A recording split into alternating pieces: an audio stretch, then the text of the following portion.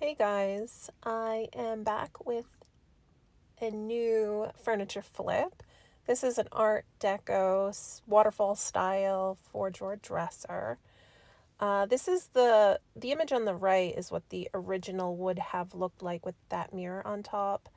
I would have removed that anyway, just because I'm trying to update this dresser to have a bit of a modern twist. And I just don't think that that mirror would have been suited for something modern.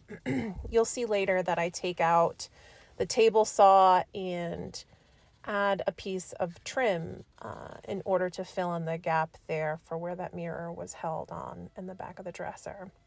So to get started, as always, I cleaned it really well with Spray 9, which is a degreaser, and this was in someone's storage area within their basement, so it was pretty grimy. So right here I am taking off all the finish on this veneer top. I'm trying to get it down right to the raw wood without, burning through it. So I took my time here. I started with, I think, a 120 grit on my sandpaper. This is going pretty fast to see, but I had a lot of footage for this particular video. I had an interface in my sander, so that waterfall dresser has that real rounded front, and that foam interface allowed me to get to those curves without burning through. And this is the Bondo that I'm using to fill any imperfections in this wood, any gouges, which there were plenty.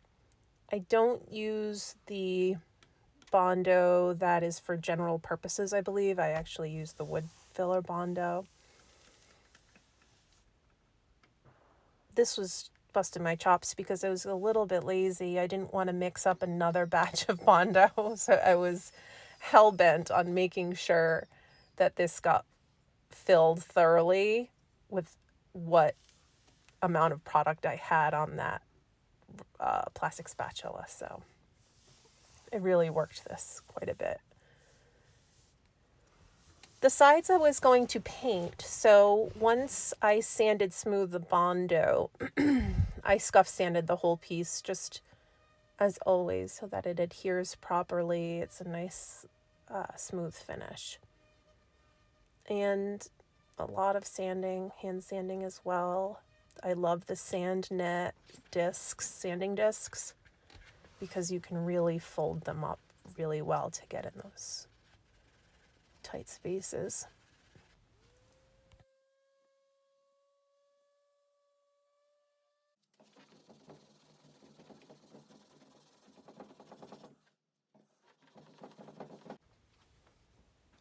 For cleanup, I typically take a brush first to get the big stuff off of those dust particles, and then I use denatured alcohol just so that the wood grain doesn't raise like water would.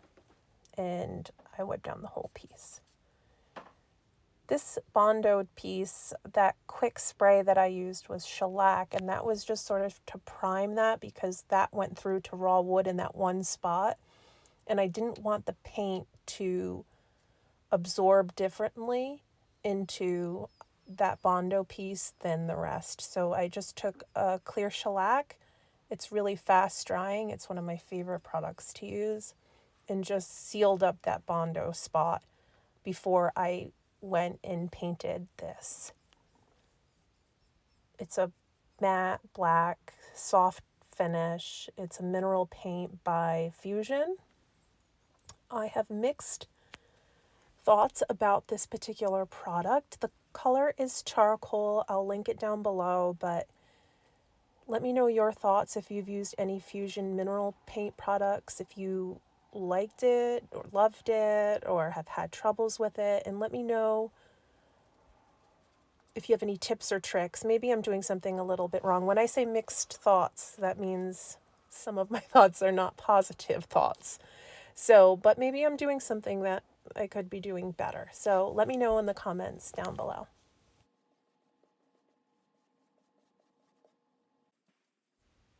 this is just the second coat of that black mineral paint finish. I think in total I might have done 3 coats of this, and my thought process was to use a brush the first couple coats. That way I can work it into the wood grain, and then I would finish with a mohair roller. So this is coat 2.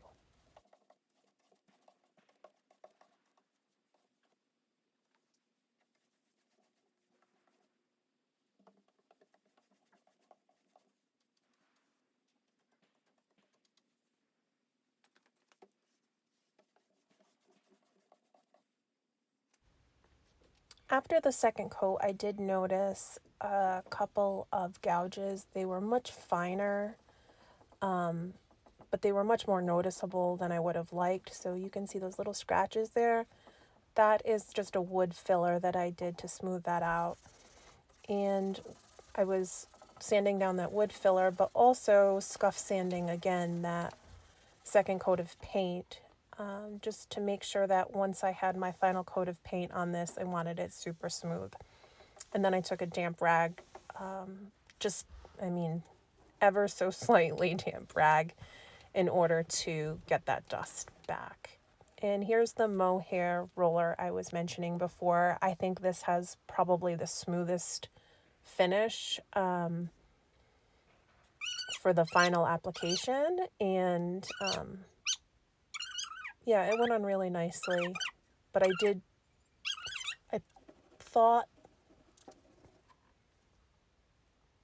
that it was going to need 2 coats, so I was disappointed to think that this needed 3 coats. And out of that 500 milliliter bottle of Fusion paint, I think I ended up using 75% of it. So in my mind, I would have wanted to get 2 pieces of furniture done with that bottle, which is roughly $30, I believe. So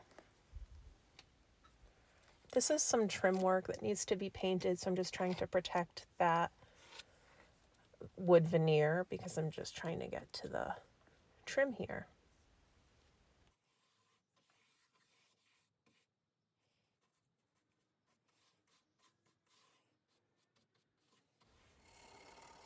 In this video, you'll see me jump around a little bit, and maybe it's just me, but I get super bored with things, so I like to do what I like to do and then stop and go on to something maybe more interesting just to mix things up. So I had some parts that had dried, and I also have kids at home, and I just do what I can with the time that I have. So the jumping around is real life for me here, and probably a lot of you guys too. So here's some more hand sanding. There were a lot of details with this particular piece that I really got into, and that's that sanding net.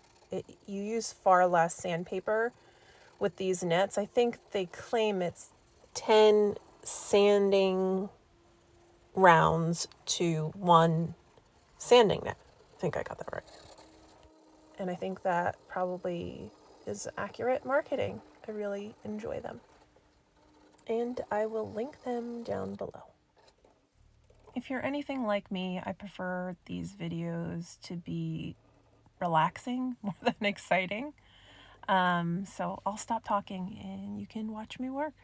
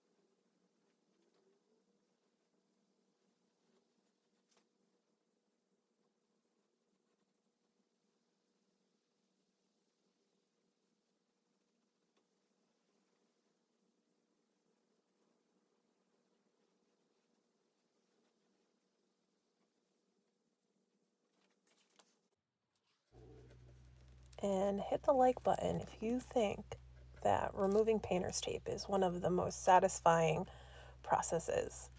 Ugh, I just love it. You hear that there's a little bit of finish that I did not get off of this corner. So I'm going in with a sanding sponge. This is 100 grit in order to get that, because I plan on staining it. And, if there's any finish that's not removed alongside a piece of raw wood, it's not going to absorb the same way. So the finish is going to look different in those corners. So I really had to get in there. And this is a wood conditioner. Oh my God, this smells so bad. So, use a respirator when you use this product. It's oil-based, but it's just really, really strong. Protect your lungs. So this just allows for this stain that I'm going to apply next to absorb evenly throughout the piece. And this is, this is another oil-based stain, which I do prefer to work with. Not nearly as stinky as that wood conditioner, though. I don't remember the name of it. It's like Jacobian maybe or something. I will link that down below also for you to see. I did 2 coats of stain. So I did the wood conditioner, wiped that back, the first coat of stain, wipe that back, and another one and wipe that back, and then let it dry. So it was a bit of a process because oil-based products take a long time to dry. So it was, every day was a different coat of this stain product. So it took a while for this piece in total.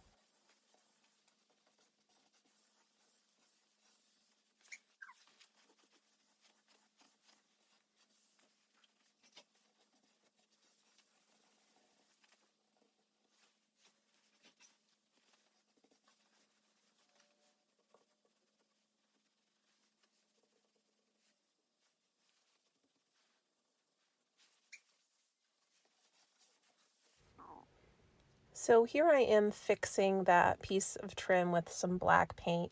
That's the trouble with getting bored easily and the bouncing around that I do, that sometimes I have to go back and fix things that I should have done first, but I don't. So I make a little bit more work for myself sometimes, but it's what I like to do.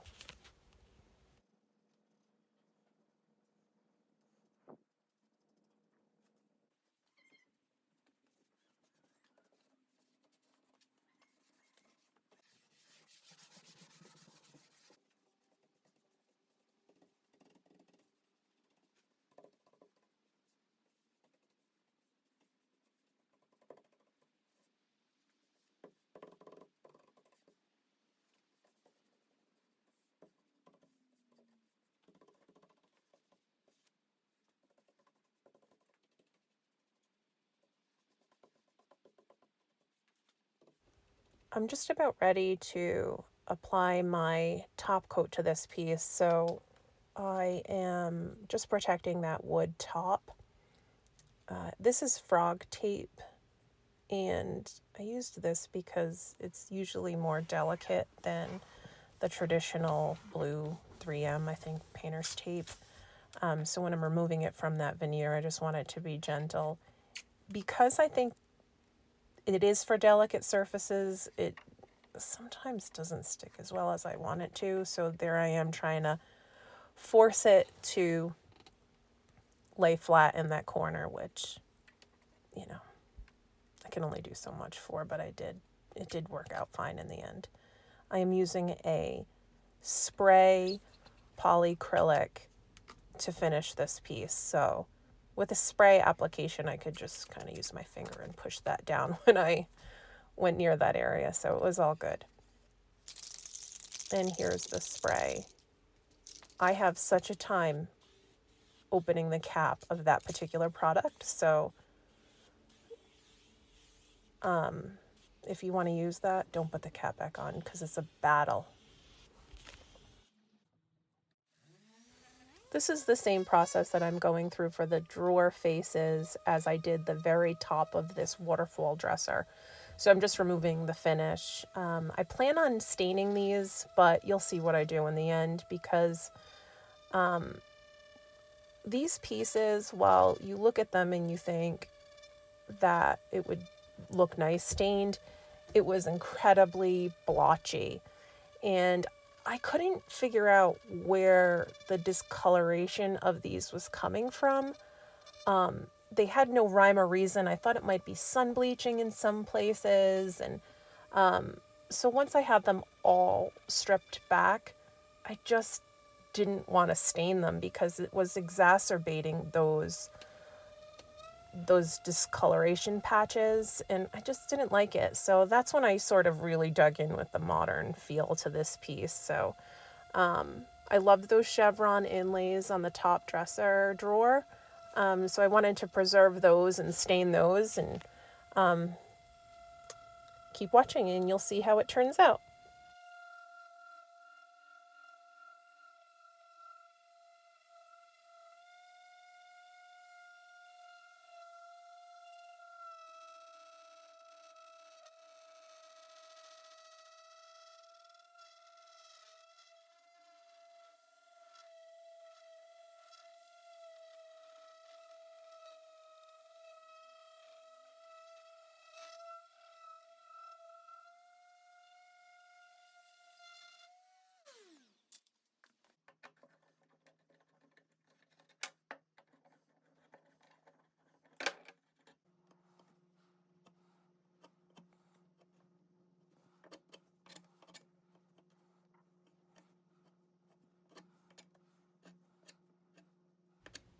I'm just using a little bit of wood filler to smooth out these edges that were missing pieces of veneer. But can you see that, how blotchy that all is? I couldn't sand that down any further because I would burn through the veneer.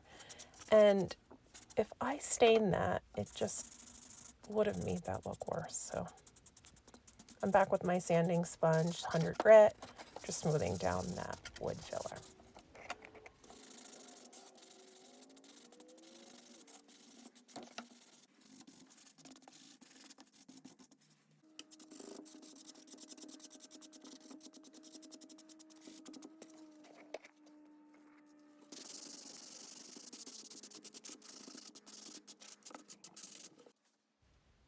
Now the very top of this piece, I am going to use a wipe-on poly product because it's an oil-based stain.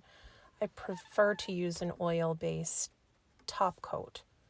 So I use my tack cloth just prior to the wipe-on finish and got everything off of the top of this piece, and just like it says, I wiped it on. And this is a satin finish. I really love this product. It's super user friendly. It has a beautiful finish. The cleanup's easy. So especially if you're starting out, I think this is a great product to use. But I mean, even if you're not starting out, go with the wipe on poly.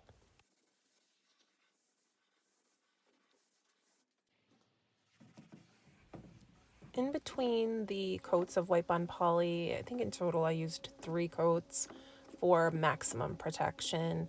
I mean, it's the top of a bureau. I'm assuming there's going to be perhaps a lamp or something on top, which can have a tendency to scratch. So I want really good protection on top for whomever purchases this piece. And in between, I like to knock back any particulates that fall into the poly, excuse me. And so I used the finest steel wool in order to do that. So I went over the whole piece and then cleaned that again with the tack cloth, and make sure you reuse those, guys. You don't need to use a new one every single time. I like to have one tack cloth for typically one piece of furniture. There are times that you need to get a new one if you have like paint dust and then you're going to something stained. You don't want the paint dust to go into your stained wood.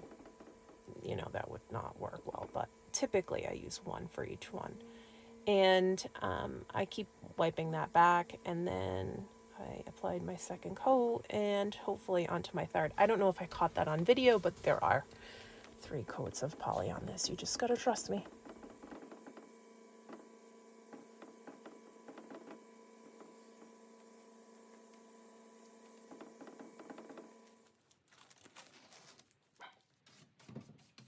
And here's a sneak peek. I'm wiping all the dust back, but you can see what I decided to do for this dresser. And I really love the black. I just think it looks really modern and sophisticated, and it has a, black has a lot of pretty masculine feel to it, but because it's a waterfall dresser and it has that rounded front, plus the stained top, I just think it has a nice balance between the masculine and feminine. And yeah, I really loved how it turned out. This is the second coat I'm trying to get on. This product supposedly has a top coat built into it, but again, I use polyacrylic in order to seal that in. It doesn't feel right to not put a top coat on a piece of painted furniture, so.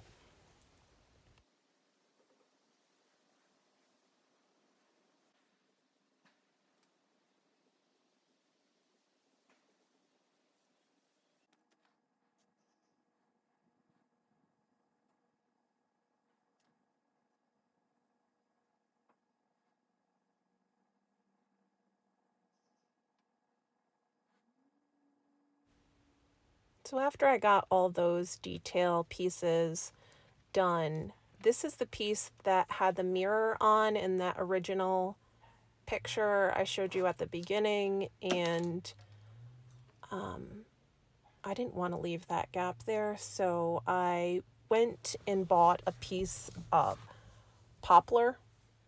It was cut maybe 40 inches long already, and 2 by 2 probably. It was maybe $14, I think, so it wasn't too bad, but I just couldn't leave it like that. It looked unfinished to me, so I took out the table saw, and here I am just zeroing it out. That way my measurements are accurate. And anyway, I just cut this down to size in order to fit the back of that piece, and ended up painting it, and it looked beautiful.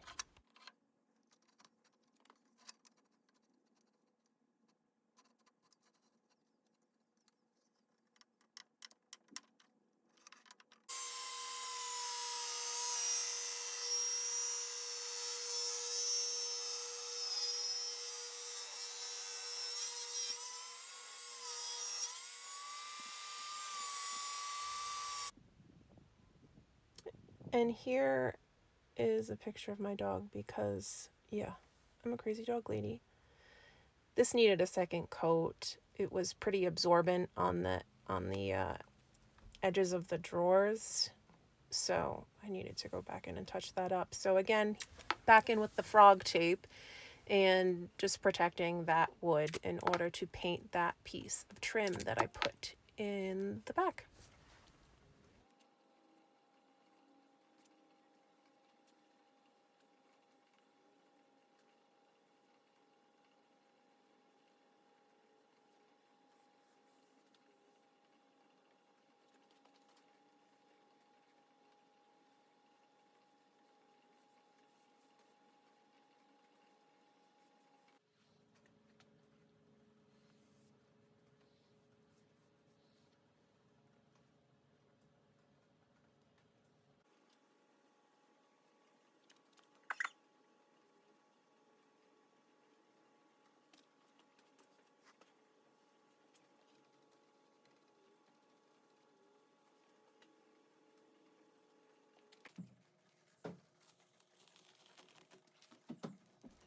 This would have been way more satisfying if those little tiny gaps of missing paint weren't showing through.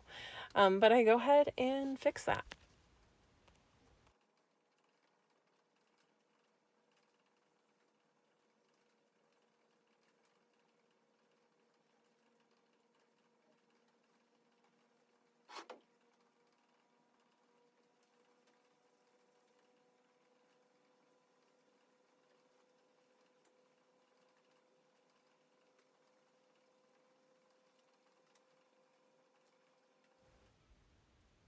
And here I am just shopping for hardware. What do you think I go with? You'll have to see. So to jump back in time, this is what it looked like before I got started. It was in pretty rough shape. And here is what it ended up looking like. Pretty happy with this piece.